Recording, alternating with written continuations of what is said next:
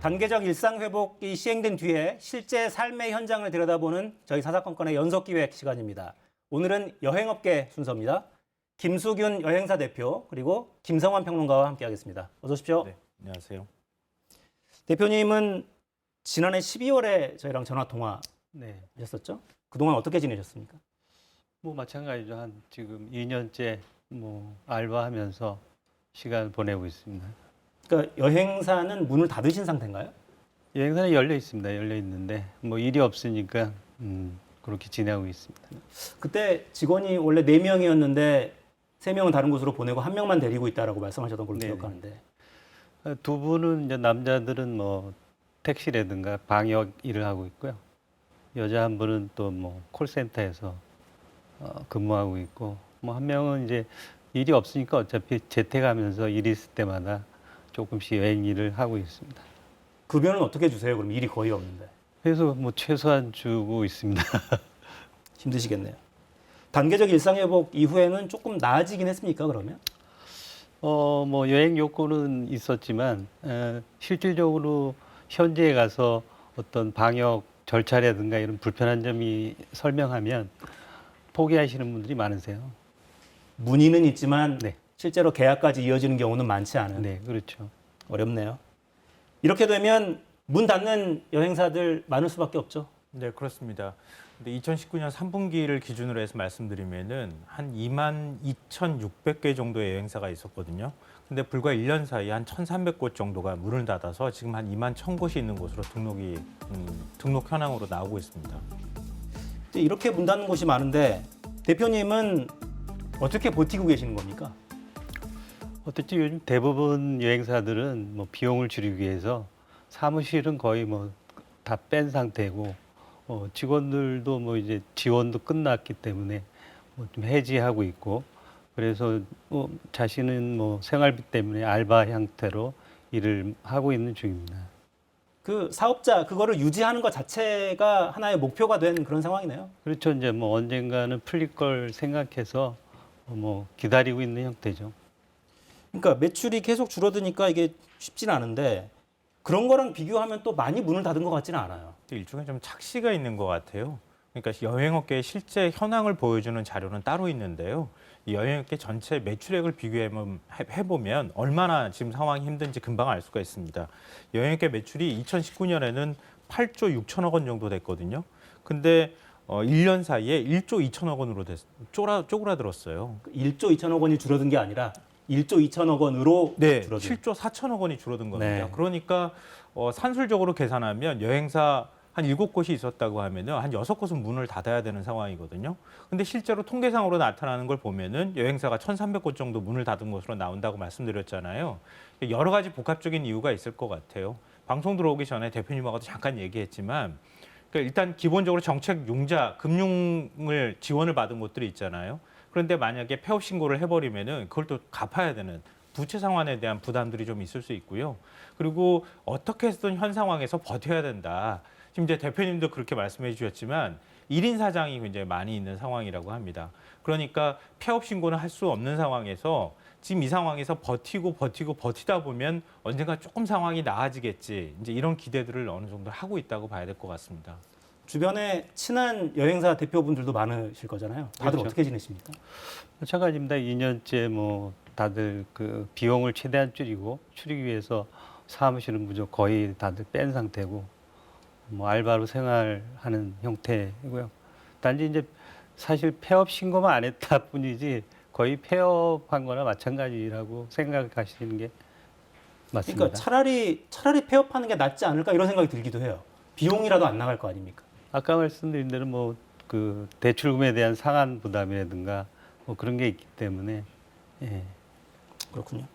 통계는 해외 여행이 조금씩 늘어난다 이런 통계도 나오긴 하더라고요. 그러니까 트래블 버블을 체결한 국가도 있고요. 무증상인 경우에는 자가격리 하지 않아도 면제를 받는 국가들도 일부 나오기도 하고 있잖아요. 예를 들면 사이판이나 싱가포르 같은 경우에는 트래블 버블이 체결이 된 상태고요. 태국이나 괌 같은 경우에는 무증상일 경우에는 격리하지 않아도 그래 곧바로 여행이 가능한 이런 경우이기 때문에 약간 좀 부담이 덜해졌다 이렇게 볼 수는 있습니다. 근데 싱가포르 같은 경우에 8월을 기준으로 할 때 한 4,100명 정도가 나갔는데요. 지금 2달 사이에 7,100명 정도니까 한 3,000명 정도가 증가했다고 볼 수 있고요.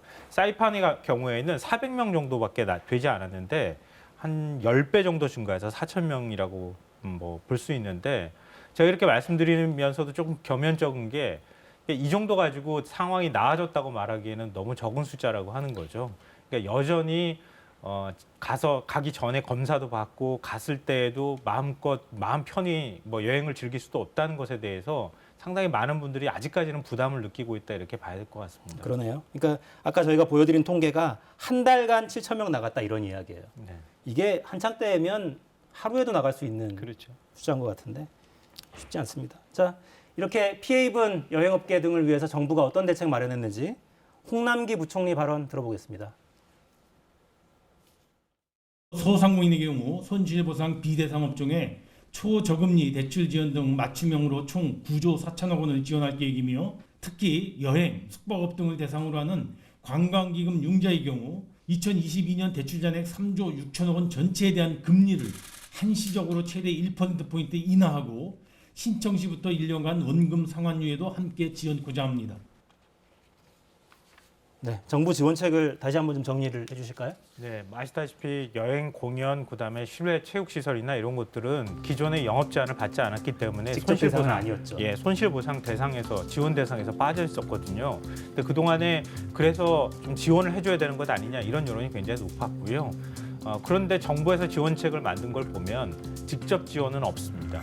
일단 금융 지원을 하겠다 이제 이런 내용이 골자라고 생각하시면 되고요. 기존에 한 4,800억 원 정도를 관광기금에서 긴급하게 융자를 해준 부분이 있는데 그 융자해준 것에 이자를 1%포인트 깎아주겠다. 그리고 상환 시점을 1년 정도 늦춰주겠다 이런 것이고요. 내년 예산안에 이 부분은 이제 반영이 될 텐데 새로 추가로 이제 특별 융자를 받는 경우에 한 업체당 2천만 원 정도를 1%의 저금리로 지원을 해주겠다 이렇게 밝혔습니다.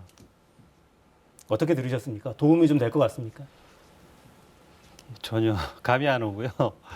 어쨌든 거의 한 2년 동안 모든 그 여행사 사업자 대표들은 그 뭐 대출은 있는 대로 받고 했기 때문에 신용도는 신용도대로 떨어지고 그다음에 어쨌든 대출을 해든 정부는 해준다고 하지만 은행에 가면 대출의 기준은 개인 신용도와 그다음에 회사의 매출이 필요한데 매출은 제로에 개인 신용도는 떨어져서 실질적으로 가보면 대출을 할 수 없는 경우가 많이 와 있습니다. 여지껏 지원을 해준다고 했어도.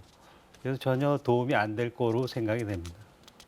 어떻게 해야 좀 도움이 될 것 같습니까? 그러면 여러 이야기들은 나오는데 사실 어쨌든 그 어떤 형평성으로 봤을 때 식당이나 이런 데는 매출이 그래도 코로나 상황이지만 뭐 20%든 30%든 나오고 있었지만 사실 여행업계는 제로 매출이거든요. 그런 어디 쪽에 더 지원을 해줘야 되는지를 좀 강화해 주셨으면 좋겠습니다. 그러네요.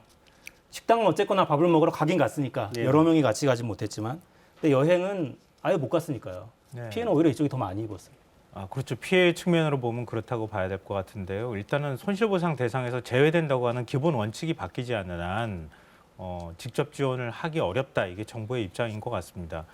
근데 이게 좀 어제도 제가 말씀드렸던 것처럼 특별 융자나 이런 형태로 들어간다고 하면은 그러니까 기존에도 지금 빚이 쌓여 있는 상황에서 또 빚을 쌓아서 올리는 거잖아요. 그러니까 상환 유예는 했다 하더라도 이게 나중에 언젠가는 이 부채를 탕감해주거나 이런 방식들이 논의가 돼야 할 때가 올 것이다. 저는 개인적으로 그렇게 생각하는데요. 아직까지 그런 단계는 아닌 것 같아요. 미국 같은 경우에는 요건만 맞으면은 이런 자금의 경우에는 나중에 가서 빚을 탕감해주거나 이런 정책들을 쓰고 있거든요. 그러니까 우리 정부도 그런 문제들에 대해서 한번 고민할 때가 되지 않았나. 그리고 뭐 유럽 상황이 굉장히 나빠서 지금 여행객들이 나갈 수가 없는 상황이잖아요. 그러니까 당분간은 이런 상황이 크게 호전될 기미가 보이지 않고 있기 때문에 그 사이에 어떻게 하면은 여행사들이 조금 더 유지하고 버텨줄 수 있을 것이냐 이런 부분에 대한 어떤 세심한 정책적인 지원이나 관심도 좀 필요하지 않을까 생각합니다. 네.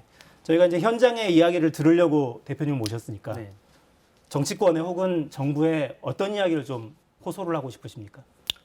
좀 전에 말씀드린 대로 사실 그 여행업이 굉장히 매력 있는 사업이고 그래서 앞으로 쭉 해갈 생각인데 그 어떤 형평성에 이렇게 제외된 여행업이 제외된 거에 대해서 여행업계 사람들 분노를 좀 느끼고 있습니다. 아까 말씀드린 대로 저희가 더 피해는 크고 그런데 제외됐다는 사실 자체가 너무 분노에 차 있는 사람들 많고요. 그다음에 뭐 하여튼 직접적인 대출 외에는 뭐 지원해봐야 이거는 대출 되지도 않는 부분이기 때문에 직접적인 대출을 좀 강력히 원하고 있습니다. 네. 그 정책을 구상할 때 실제로 창구에서 무슨 일이 벌어지고 있는지도 좀 챙겨줬으면 좋겠다는 생각이 드네요. 저리대출하겠다고 발표는 하는데 집행이 잘 안 된다는 이야기니까요. 네, 김수균 대표님 그리고 김성환 평론가 수고하셨습니다. 네. 저는 내일 다시 찾아뵙겠습니다. 4시엔 사사건건.